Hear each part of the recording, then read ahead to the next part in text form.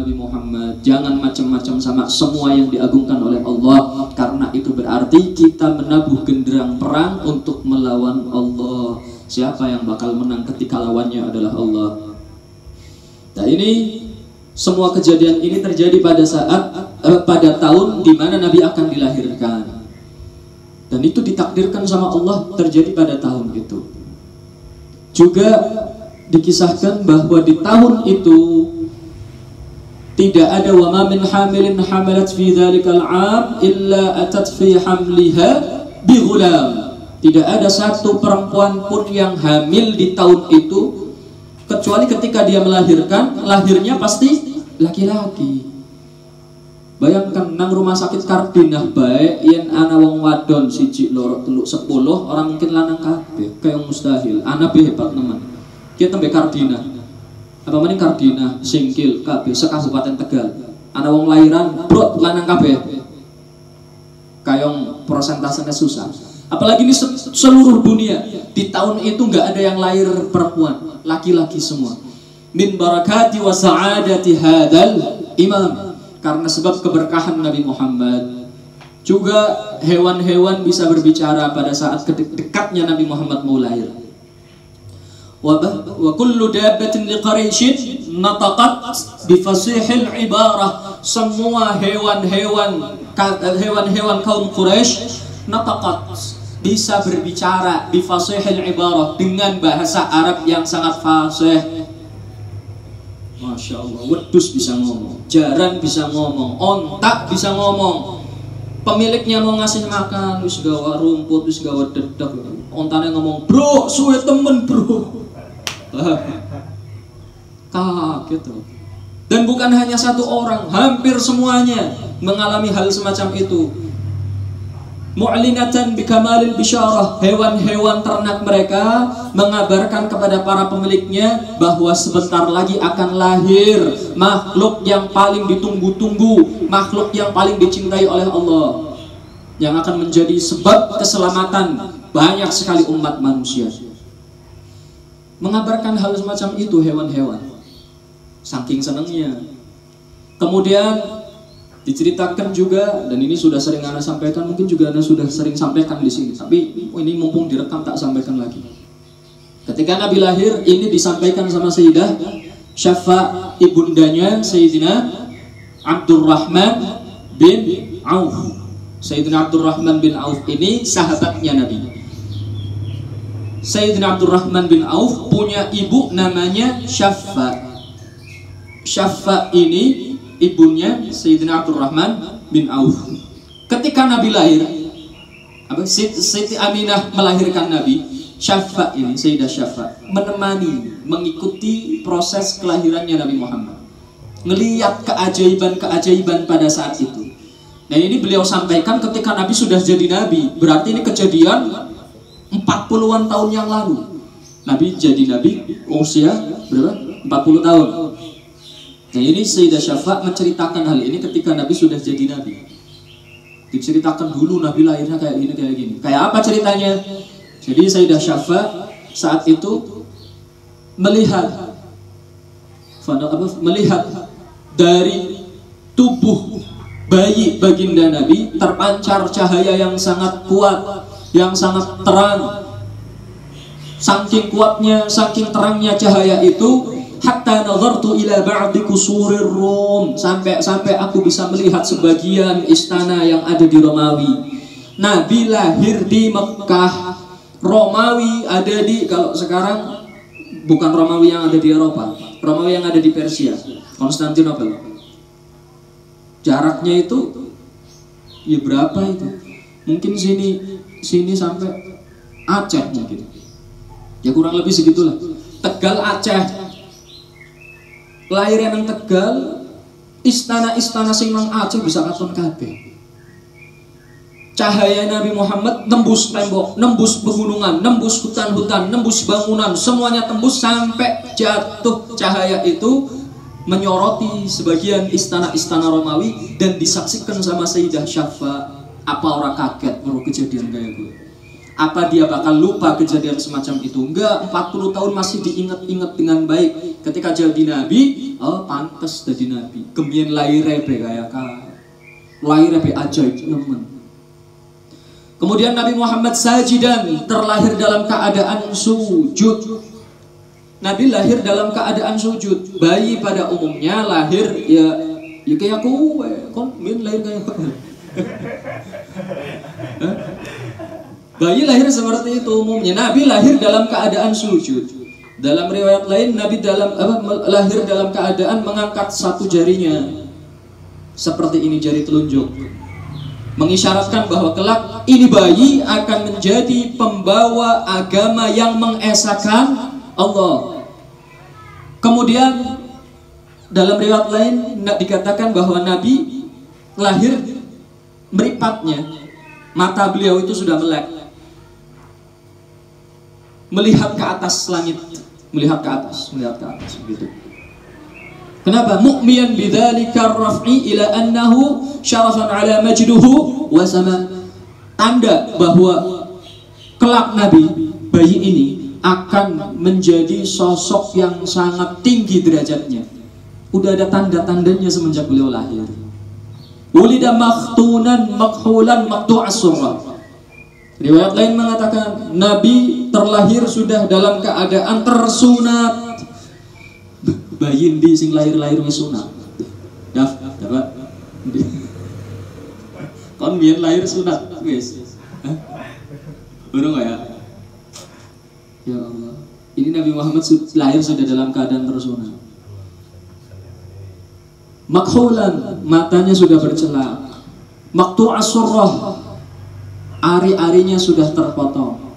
Bersih, suci, gak ada ketuban, gak ada darah. Bidannya Allah pilihkan dari wanita-wanita terbaik, sayyidun niswani ahlil jannah, para pemimpin-pemimpin perempuan kelak di surga. Siapa saja? Sayyidatuna Maryam bintu Imran, ibundanya Nabi Isa. Kemudian Sayyidah Asiyah, istrinya Fir'aun, yang tetap dengan keislamannya dan menjadi perempuan terbaik. Dan min huril ain, bidadari surga, Allah perintahkan untuk menjadi bidannya Nabi Muhammad saat itu, untuk menemani sekeliling Nabi Muhammad. Ya Allah, semuanya bergembira, semuanya senang dengan kelahirannya baginda Nabi, semuanya bersukaria, bersukacita dengan kelahirannya Nabi. Dan kita saat mahallul qiyam, kita berdiri. Kenapa kita berdiri? Karena kita ngikutin makhluk-makhluk Allah yang mulia ketika menyambut kelahiran Nabi. Para malaikat menyambut kelahiran Nabi, mereka semuanya berdiri menghormat. Bidadari, mereka berdiri menyambut kelahiran Nabi, menghormat. Makhluk-makhluk Allah yang mulia berdiri saat kelahiran Nabi, menyambut kedatangannya ke alam dunia. Kita mahallul qiyam, kita berdiri, kita ngikut sama mereka, makhluk-makhluk pilihan Allah. Bukan merekayasa, bukan mengada-ada. Jadi kita ngikut makhluk-makhluk pilihan Allah. Lalu kemudian di masa kecilnya Nabi Muhammad ini sudah kelihatan. Ini biar rentat. Nabi Muhammad kemudian setelah itu disusui oleh Sayyidah Halimah.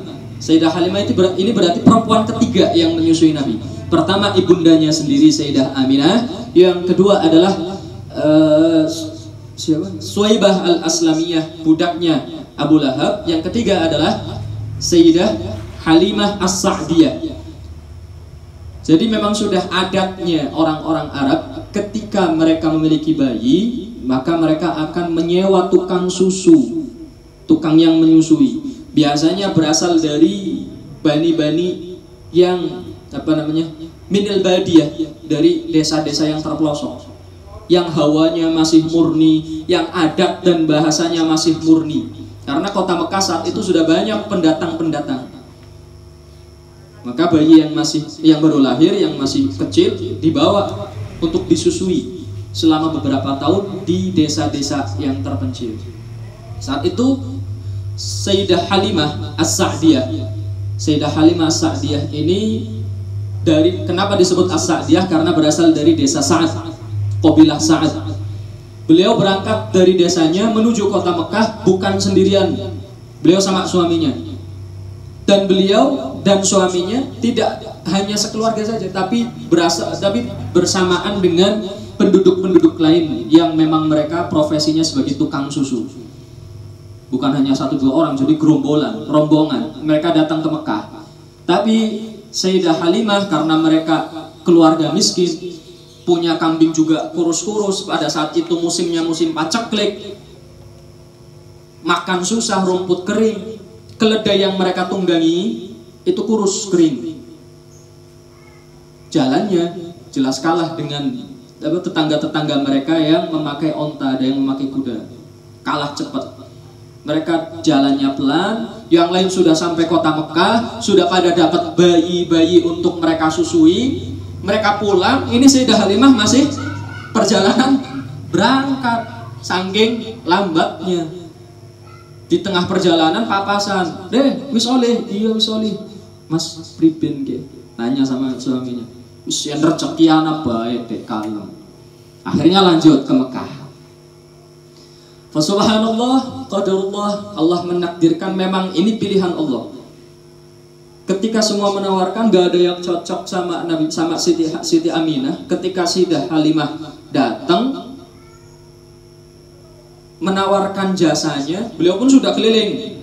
Sayyidah Halimah sudah keliling, tok tok tok, kami tukang menyusui, apakah ada bayi yang bisa kami susui? Oh maaf, sudah kami kasihkan tadi, kamu terlambat. Berarti mikir singus lewat. Pindah lagi ke rumah yang lain, juga terlambat. Pas tiba ke rumahnya Sayyidah Aminah ini. Nah di situ Nabi Muhammad belum diberikan kepada yang lain. Keberuntungan yang sangat luar biasa yang menimpa kepada Siti Halimah As-Sa'diyah. Menawarkan diri, Siti Aminah melihat dari wajahnya Siti Halimah, Siti Aminah melihat wajahnya Siti Halimah, ini langsung cocok. Nah, anakku akan kuberikan sama ini saja. Karena kelihatan ini wajah keibu-ibuan, wajah yang penuh kasih sayang, tutur katanya lembut. Aku akan berikan kepada dia saja. Dan perlu diketahui, Siti Halimah ini beliau sudah agak berumur, kulitnya sudah keriput. Kemudian ketika beliau menerima bayi Nabi Muhammad, kulit ketemu sama kulit. Kulitnya Nabi ketemu sama kulitnya Siti Halimah. Yang tadinya keriput, maaf, dadanya kendur. Wong sing wis berumur priben sih, paham ya? Nah, dadanya kendur. Begitu kulit ketemu kulit langsung kencang. Kulitnya langsung kencang, maaf, dadanya langsung kencang, berisi. Bojone kaget le. Nah. Kayak pikirannya mengending-ending. Konangan kayak apa mending sinang buri kan. Dari situ langsung kelihatan ini bayi bukan bayi biasa.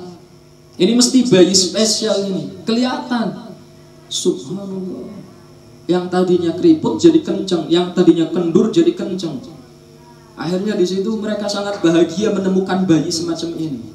Begitu mau pulang, mereka kebingungan nyari keledainya. Kenapa bingung? Tadinya keledai saya tambatkan di sini. Keledai saya ciri-cirinya kurus, kering. Lah kok sekarang yang ada di sini keledainya gemuk, keledainya bergas. Lihat di tempat lain gak ada lagi keledai. Setelah diteliti, nah ini tali kekangnya saya. Lah ini tapi keledainya beda, gemuk, kuat, bergas. Ya Allah, keledai saja ikut dapat barokahnya. Yang tadinya kurus, kering, lemes, ini langsung jadi gemuk, berisi, bergas. Ketika dinaiki, yang tadinya ketika berangkat cukup dinaiki sama Siti Halimah saja. Ini bisa dinaiki Siti Halimah, bisa dinaiki sama suaminya, sama Nabi Muhammad. Bisa ditindihi wong akeh. Tadi berangkat lemes, ditumpaki Siti Halimah bet, lakune taklu. Ditumpaki orang 3 sama Nabi Muhammad, jalannya banter kayak Melayu, saking banter saking cepatnya ini keledai jalan, sampai-sampai teman-teman mereka yang tadinya udah pada balik duluan masih di jalan, disusul, dibalap, diselit. Sallallahu alaihi Nabi Muhammad. bro, di situ ya. Duh, kok bisa rampung? Iya. Keledai ini mangkate ketinggalan dewek kan. Langsung disusul. Kayak Valentino Rossi BK. Nggak cukup sampai situ keberkahan Nabi Muhammad. Ketika mereka pulang, mereka masuk ke dalam rumah, mereka ke halaman belakang, ngelihat kambing-kambingnya, kaget tuh. Ini kambing kita, tak? Mas, ini kambing kita. Memang kenapa? Pasuk sing larangnya weruh. Daning jadi kayak kieu. Bingung mereka. Kambing yang ketika ditinggal dalam keadaan kurus kering, ini semuanya ketika mereka balik hatta mala'atid dorak, sampai puting-puting kambingnya itu gendor-gendor, gemuk-gemuk, diperes susunya akeh nemen. Apa mungkin ini kambingnya orang lain? Tapi nggak mungkin ini. Loken dia wedus metu, wedus wong liya mlebu, ayo wedus milenial. Nggak mungkin ini wedusnya orang lain, ini mesti wedus kita. Nah ini dari sini kelihatan bahwa ini bayi membawa keberkahan. Nah kemudian dalam pengasuhannya Siti Halimah, Nabi Muhammad ini sudah melihatkan keajaiban. Wa ma nafatha ala maridin illa syafahu Allah, wa ma tawajjaha ila ghaisin illa wa anzalahu maulah. Ketika musim kering, musim paceklik, Nabi Muhammad minta untuk diturunkan hujan, turun hujan. Padahal dukun-dukun pada saat itu melakukan ritual bakar menyan, nyuruh jinnya untuk mendatangkan hujan. Gak bisa. Nabi Muhammad cukup menengadahkan wajahnya ke langit, masih kecil, menengadahkan wajahnya ke langit, minta hujan, Allah langsung turunkan hujan. Wajah mulia, gak usah pakai ritual-ritualan saja, menengadahkan saja ke atas. Wajah ini wajah yang menjadikan kiblat kaum muslimin berpindah dari Masjidil Aqsa ke Masjidil Haram. Dulu di masa-masa awal Islam, kiblatnya adalah Baitul Maqdis yang ada di Palestina. Sama kayak kiblatnya orang-orang Yahudi. Orang Yahudi kiblatnya ke sana di awal-awal Islam. Maka Nabi Muhammad dicemooh sama orang-orang Yahudi. Jari ajaran anyar, degene melu-melu Yahudi kiblatnya maring Baitul Maqdis. Di situ Nabi Muhammad selain karena cinta beliau kepada Ka'bah, ini posisi beliau sudah di Madinah. Jadi kalau kita gambarkan dulu ketika Rasulullah itu masih di Mekah, ini Rasulullah, ini Ka'bah. Ini Ka'bah ya. Kemudian di sini Baitul Maqdis, ini di sini. Kiblatnya itu Baitul Maqdis ini. Paham? Rasulullah ketika masih di Mekah, maka Rasulullah sholatnya itu untuk menghadap Baitul Maqdis, beliau ada di belakang Ka'bah. Paham? Jadi menghadap kedua-duanya. Kiblat aslinya mana? Baitul Maqdis. Ketika beliau sudah hijrah ke Madinah, Madinah letaknya di sini. Hijrah ke Madinah, mau nggak mau harus membelakangi Ka'bah karena kiblatnya mana? Ini kan Baitul Maqdis. Dicemooh sama Yahudi di sana. Wah, jare ajaran anyar, tapi kenapa melu-melu ajarannya Yahudi, kiblatnya kiblatnya Baitul Maqdis. Nabi Muhammad hatinya agak perih. Belum lagi beliau ini sangat cinta dengan Ka'bah. Akhirnya, tapi Nabi Muhammad, Nabi Muhammad nggak minta, ya Allah ubah, jangan ke sini, ke sana saja. Aturannya, syariatnya diubah, jangan ke Baitul Maqdis tapi ke Mekah saja. Nabi Muhammad nggak bilang seperti itu.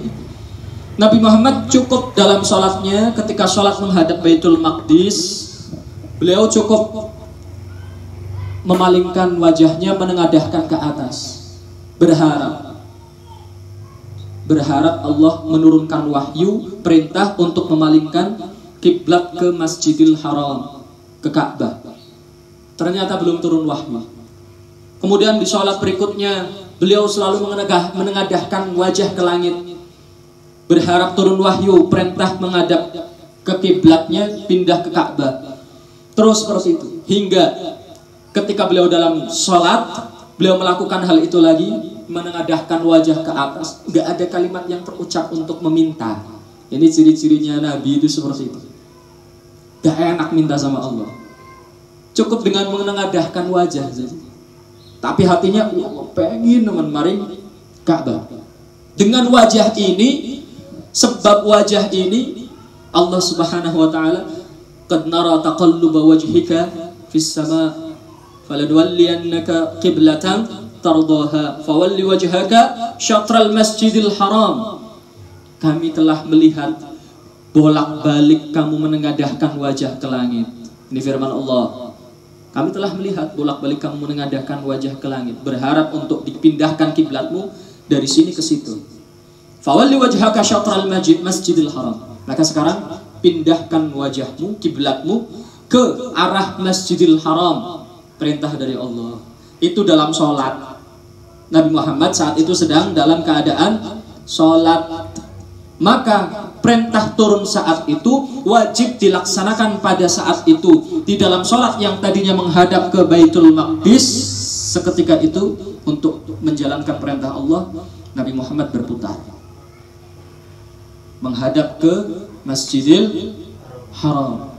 Makanya tempat sholat Nabi ini disebut sebagai Masjid Kiblatain, masjid yang memiliki dua kiblat. Kenapa Nabi Muhammad sholat di sini? Awalnya kiblatnya di sini. Dalam sholat, di tengah-tengah sholat, Allah turunkan wahyu perintah untuk memindahkan kiblat yang tadinya arah sini ke arah sana.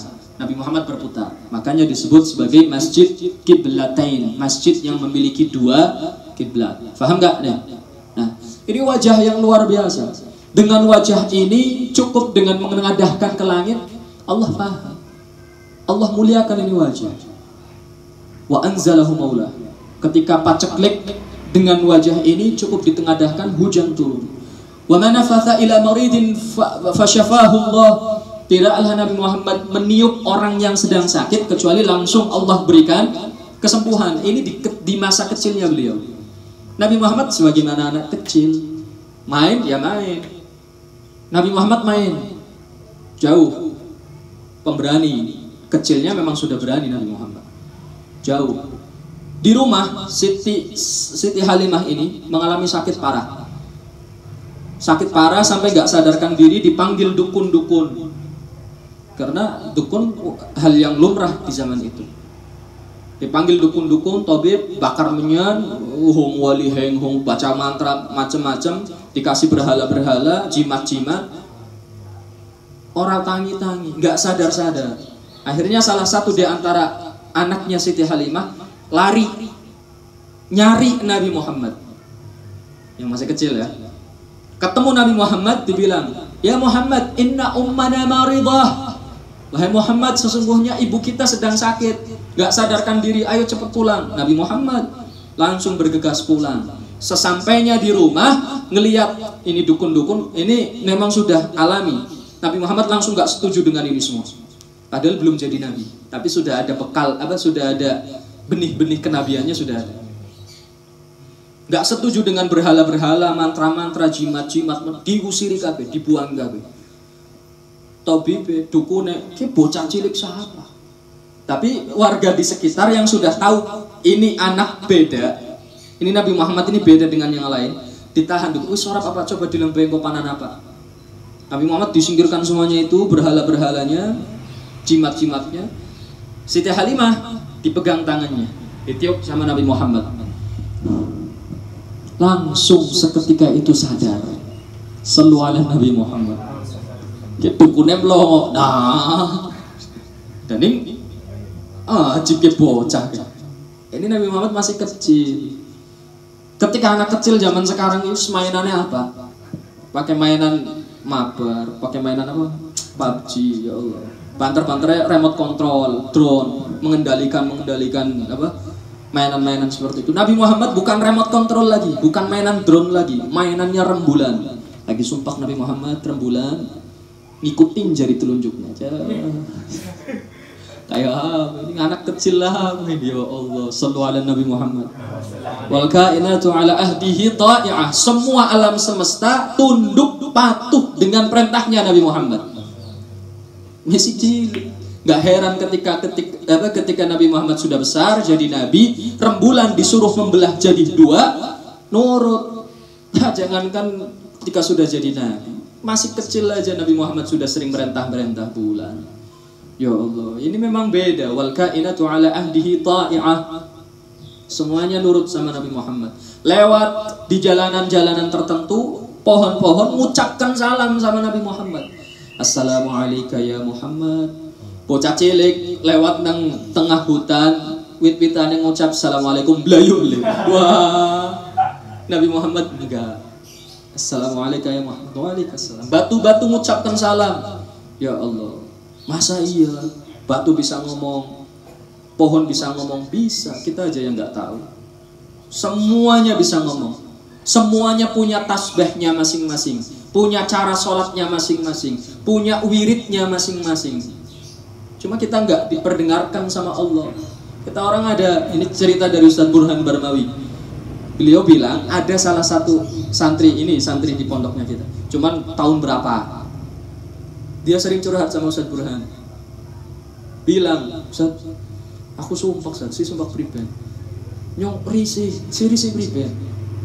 Aku sering krungu kayak kancing-kancingnya nyong tasbehan Ustadz. Kancingnya ini bertasbih. Benda-benda di sekitarnya bertasbih. Memang ada orang-orang semacam itu yang Allah bukakan hijabnya, mendengar tasbihnya makhluk-makhluk Allah yang lain. Syekh Sa'id bin Isa Al-Amudi, kalau nggak salah beliau ini pernah, ini seorang wali besar, Syekh Sa'id ini. Di suatu ketika beliau sedang duduk, melihat ada bangkai tikus yang sudah dibelatungin. Beliau di situ berpikir, ini belatung menjijikan, baunya anyir, nggak enak. Ini kenapa ya Allah ciptakan seperti ini? Nah, ini kalau beda ya. Kalau wali salah yang negur Allah dan dengan caranya Allah.